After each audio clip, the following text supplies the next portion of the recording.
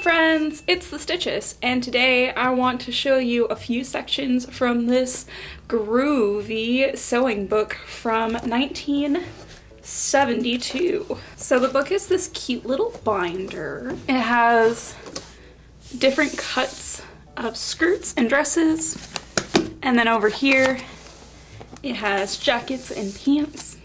They're all like the same silhouette almost because it's the 70s. On the sides, we have all these different sections. So the parts I really want to go through with you are 1 and 2. It's pretty generic as far as sewing books go, but it's got all the basic information. So the first section is called Do Wonders with Your Wardrobe. And it's got this little color wheel that is, I think, supposed to be an umbrella, but I just really love her pants. Like, can we take time to appreciate the zigzag?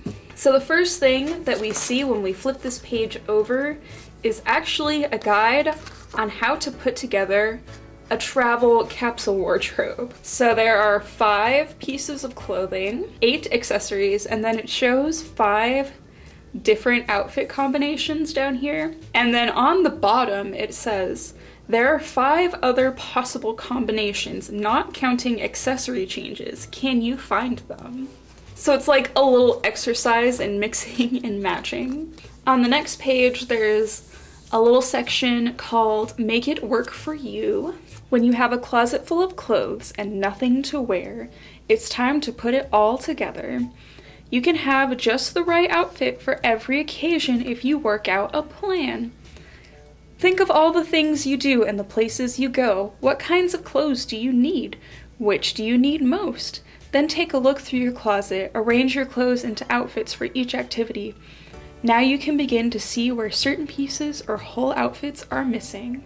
So this whole little pamphlet in here is all about wardrobe building, actually. We have a suggested checklist for a basic wardrobe, and it basically just talks about the different coats you might need, the different dresses, all the pants, all the blouses, all the sweaters. So obviously this wardrobe is very skewed towards the time period, but the basic layout of what it suggests is still pretty valid for the most part. So the next few pages consist mostly of how to pick your basics based on your personal needs. For instance, your climate, your activities, your style, also your body proportion, things like that. I really like some of these diagrams though, they're so precious.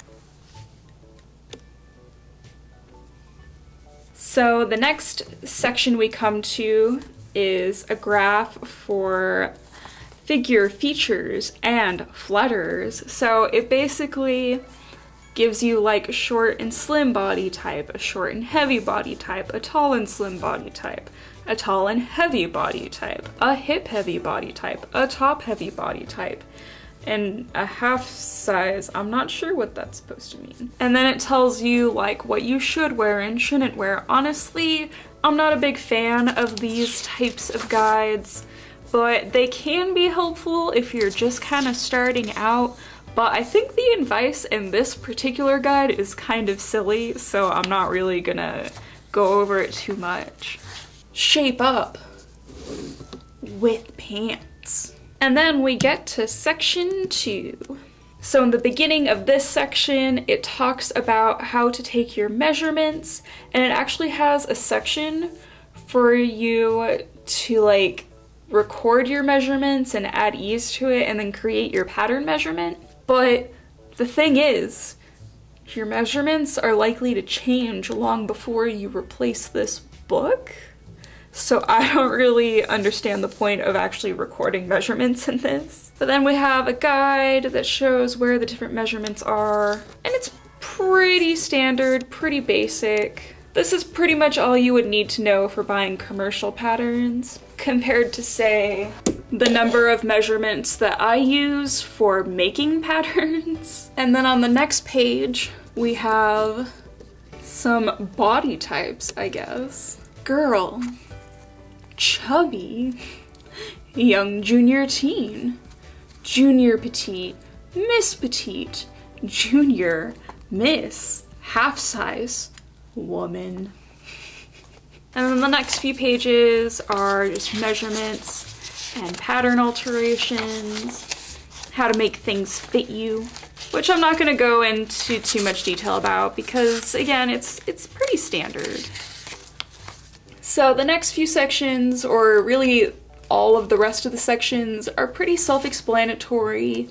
They just talk about basic construction and selecting and using commercial patterns, so I don't really see the need to really go through the whole book with you guys. But the main reason I wanted to share this with you really is that the thing about this book that I really noticed but like stood out to me is that it really stresses the idea of thinking of your wardrobe as a whole and thinking of like, what do you realistically need? How much should you realistically spend? What pieces should you focus on? And I think that that's just a very different mindset than how we think about fashion today, especially now that we have fast fashion. And I think it's just kind of shocking how different it is, considering we think fast fashion is so normal. We think the idea of constantly consuming new clothing and needing a huge walk-in closet and needing to just spend all of our extra money on clothing when realistically all you need are a few things. It's very telling of how recent fast fashion is and how even just a little bit ago, I mean, the 70s wasn't that long ago. That was when my mom was in school. It was this recently that we were thinking in this mindset as opposed to buying clothes every other week. I think that that's just an interesting thing to think about. Certainly there was overconsumption in the 70s, but I just don't think it was nearly as bad back then as it is now, certainly. But yeah, that's what I wanted to share with you today. I hope everyone has a good day and I will see you all next time. Bye!